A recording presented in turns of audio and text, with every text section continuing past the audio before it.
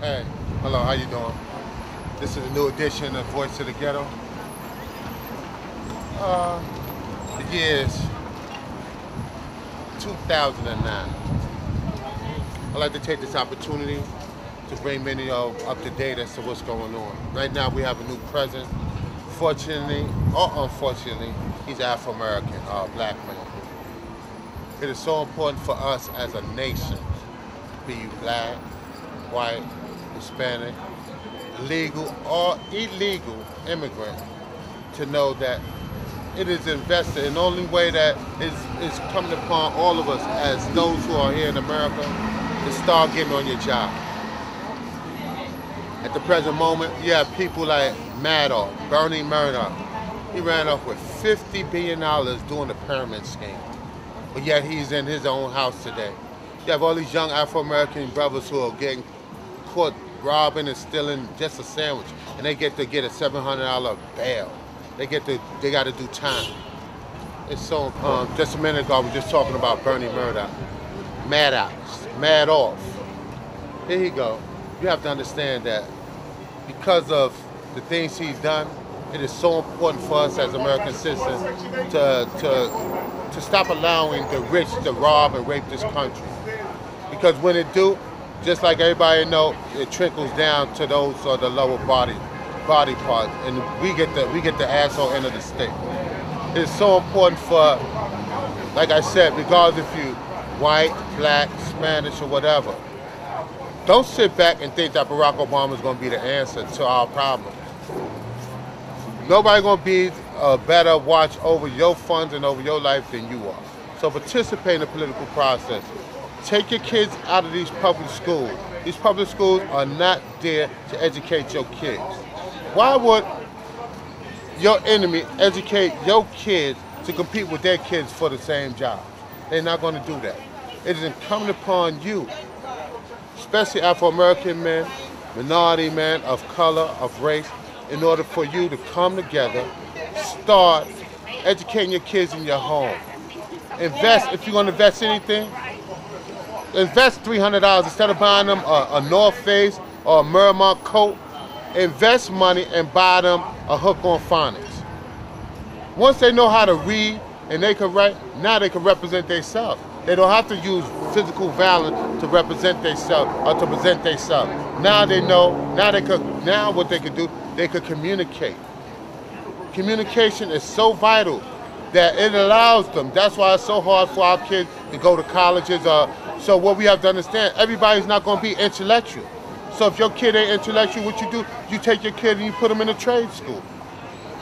Everybody's not going to be a doctor or lawyer. That's not how it's going to be. But it is incumbent upon those of the minority of the community to understand that we are all in the same boat.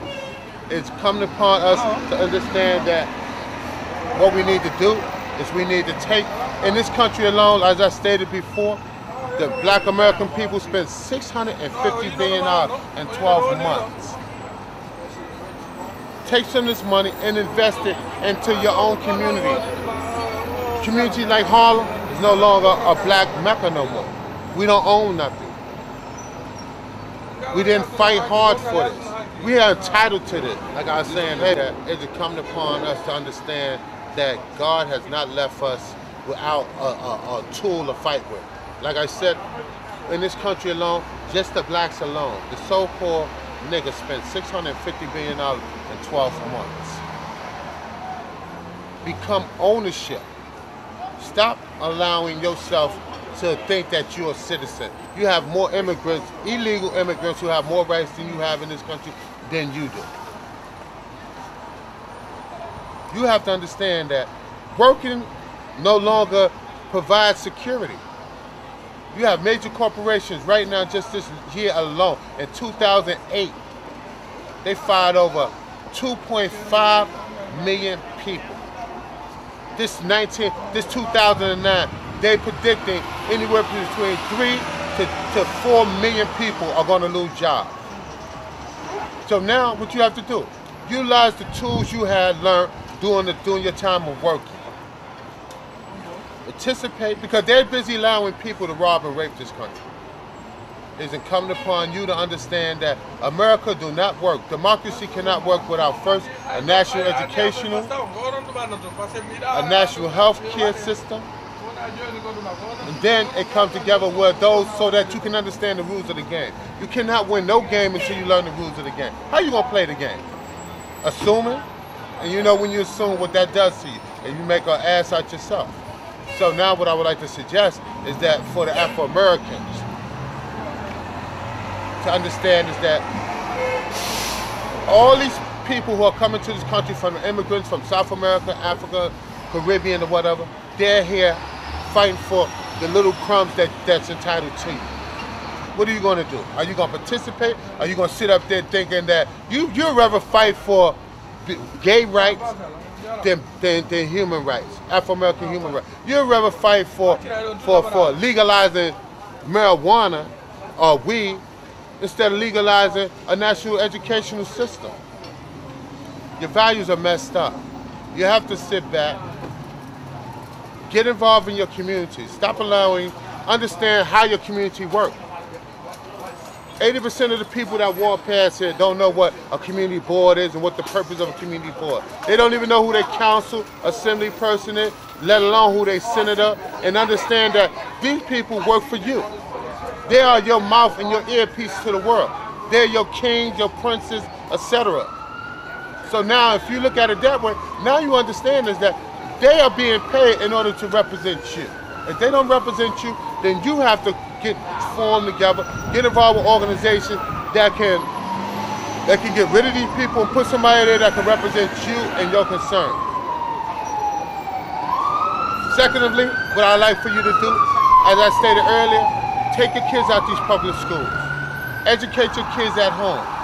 3 hours of quality education is worth all the 6 or 7 hours they get inside our public schools. Teach them how to read, write, arithmetic. Read, write, arithmetic. They be balanced. If you teach them just the basic skills, you teach them just the basic skills, life would be so different in this community.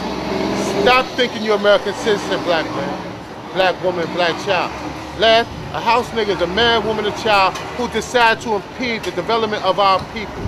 That's be if it's a rebel who mislead, a teacher who misteach, a crackhead, a drug dealer.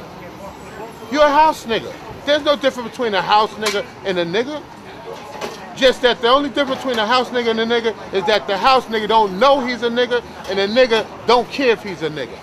So he have to understand that until he comes to the realization, knowledge of himself, and understand that by selling drugs, you are not only helping those who are out here to try to impede our development as a people, but you also help destroying yourself because you weaken your link.